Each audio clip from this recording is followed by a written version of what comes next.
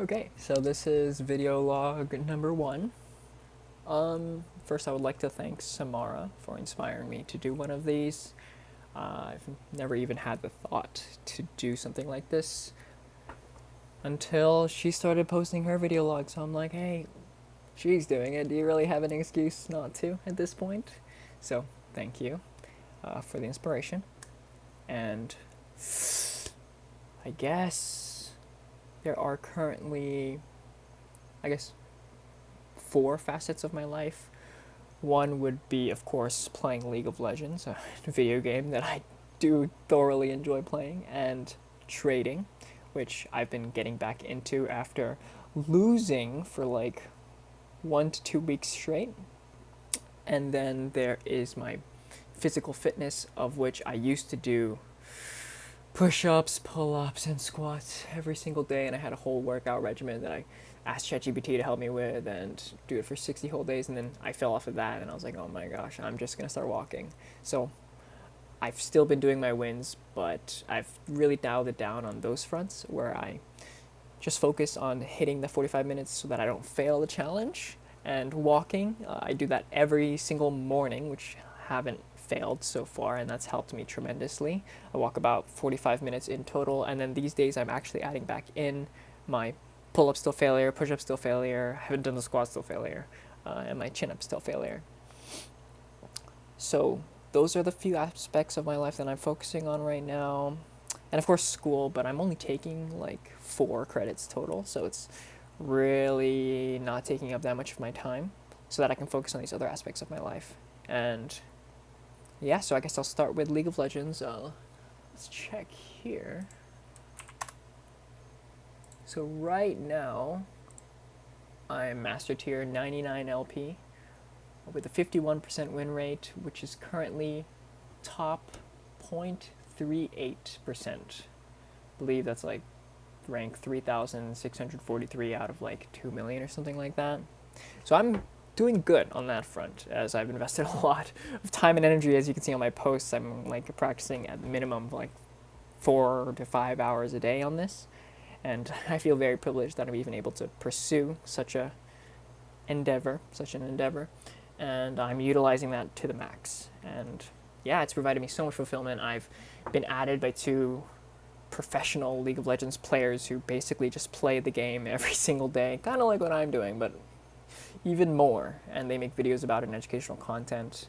And yeah, it's been very nice. A few of them I've been watching ever since childhood, and I've looked up to immensely. And now that they're on my friends list, I'm ecstatic. And I've also played with some former pros and current pros, and I've played with the rank 1 TF Blade, and he got matched with me in one of my games on the enemy team, and that was very exciting, very stressful, but very fulfilling to be able to play against such a caliber of player and win. I won that game. It was awesome. And my next front, trading. So in February, I made like a stupid amount of money. Like I made around $2,000 in like 3 days, and that like shot my, I shouldn't swear, shot my my dopamine through the roof. And it was really hard to be rational moving forward, and I ended up leveraging more and risking more, and then I was in a state of euphoria. I wasn't able to process my trades correctly, and then I would lose and lose and lose, and I lost 2K almost as fast as I made 2K. And that was extremely eye-opening. That made me realize that, number one, I'm not currently emotionally ready to make that much money.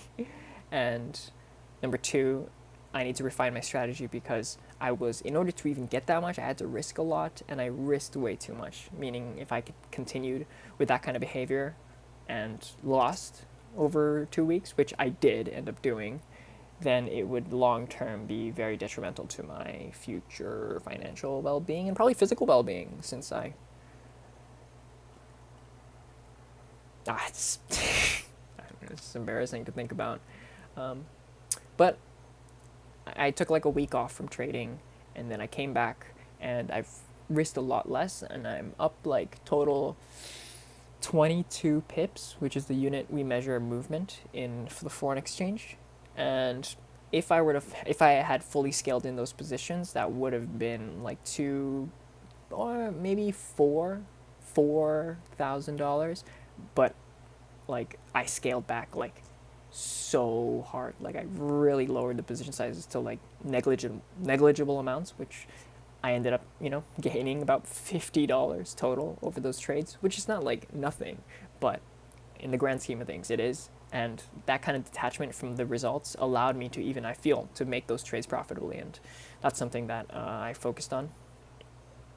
And yeah, on my physical health, I feel great. Before doing this 60-day challenge, I did not move my body 45 minutes a day. That's for sure. I don't even know if I moved my body 10 minutes a day. Like I was just in my room, not even trading. Sometimes I would just play League, or I would trade. Yeah, I would trade, but I wouldn't do it very disciplined, and yeah, like it wouldn't be very disciplined in general. My League wasn't very disciplined, and my trading wasn't very disciplined. And the second I got into this 60-day challenge, I started doing 45 minutes of physical exercise, even if it was just walking. In the first 2 weeks, it was like everything. I was doing full 45-minute body workouts. I got to master tier. Like I was hard stuck around Diamond 2, which is around top 2%. And I was stuck around D4 to, or yeah, I was stuck around D4, D2, which is top 2 to top 5%, which top 2 to top 5%, and then going to top 0.38%. Like that is a huge jump for me, and it's very different, the levels of gameplay from, yeah, anyway. So this challenge has been awesome, and I've been continuing it, and I've been kind of, especially like being a little depressed about my trading outcomes has impacted my League of Legends as well. So even though I got Master Tier and then I made that much money, I was in Euphoria, and then I lost that much money, it was very depressing. I was sad. 1 second. But yeah, maybe I'll end off emotional. I stay at home and I trade and I play League of Legends. So like my emotional well-being is really based on the outcomes that I output, I guess. So it would be my trading income, and it would be my my rank, and of course my body, which is fine. I'm not gonna win any records in weightlifting or anything, but I feel pretty healthy. I eat very healthy. Like I'm very privileged to live at home and eat what basically my mom makes. Very lucky, and she makes very healthy Japanese style food with lots of vegetables and very low in sugar and very low in fat. So I don't have to worry about that on that front. I'm not gonna gain a ton of weight anytime soon if I maintain this diet. That's for sure. But yeah, something I learned. So I've been using ChatGPT a lot.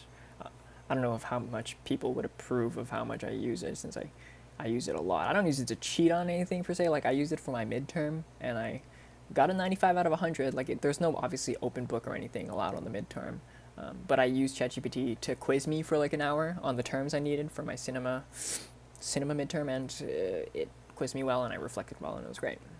But I've been using it to learn lots of new things. I have so many things. Let's just pick one. Debates. Yeah. So let's see here. Dun, dun, dun, dun. Oh yeah. Hold on. There we go. So I asked it a lot of political questions. I have a lot of interest in geopolitics, regular politics, finance, religion, philosophy, and psychology. Those are big interests of mine. I'm a finance major, but I genuinely believe that having above average knowledge in those particular fields are going to enhance your quality of life and the quality of the lives around you. So I was asking it to debate UBI, Universal Basic Income. I personally, with my limited political knowledge, believe that a universal basic income would be beneficial for a society as a whole. But I was asking ChatGPT to kind of question my personal biases so that I could get a more well-rounded view of this, since I'm like not an expert on this by any means, and I want to be politically informed. So it generated a debate So generated one with my view, a person named Alice, social policy advocate supporting universal basic income and wealth redistribution to promote fairness and social justice, and it generated Bob, a classical liberal, libertarian, championing individual freedom, limited government, and free market solutions, and it did a whole debate, and it was awesome, and maybe one of these days I'll just read out the entire debate, but let's do the conclusion here, just to talk about, I guess, what I've learned apart from playing League of Legends and trading. Come on, conclusion. Closing thoughts by Alice is that freedom and fairness are not opposites. We can have a society that is both free and fair. Markets and private innovation can coexist with policies that ensure no one is left behind. She still champions UBI and redistribution, not to handicap the successful, but to uplift those who are struggling and create conditions where everyone can contribute their best.